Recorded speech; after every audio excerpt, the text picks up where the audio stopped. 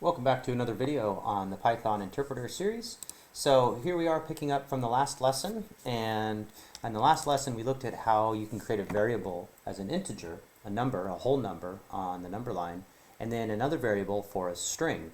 And a string is a series of letters that make up words or a sentence. So in this video we're going to look at how to feed into the interpreter both integer and string variables and how to get those outputted in one line. Now, if we were to simply, like before, just type in apples plus bananas, it gives us the value of the total between what the integers for apple is and bananas is 10. If we were to now say message, because we want to print out what the message is, plus the plus apples plus bananas, we run into a problem, and it says that we can't concatenate a string, which is not an integer, to a string. So we can't take an integer, a number, and add it to a letter. That doesn't really work unless that letter also has an integer value associated with it.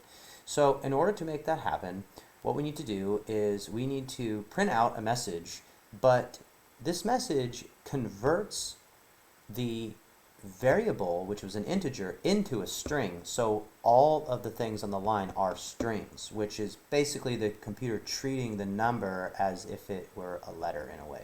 So we can do that by, instead of saying print out message, your total fruit is, and what apples plus bananas is, we can say print out the message, also on that line add the integer type of apples plus the integer, the type of integer plus bananas.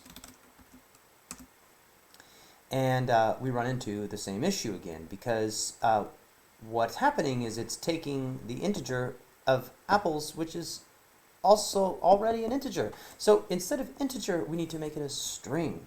So message, your total fruit is, that's what is the string stored with the variable called message. And instead of printing integer apples, we want to take the variable apples and change it into a string where the computer treats it as instead of quotes, like it's a word 35 rather than a number. So string apples and add it to the string bananas. And now our total fruit is 73. Another problem, because what it did is it printed out what string is, which is 7, the word form 7, and the apples 3. So maybe we need to make a new variable, and maybe this variable is total, and the total variable is whatever apples plus bananas is.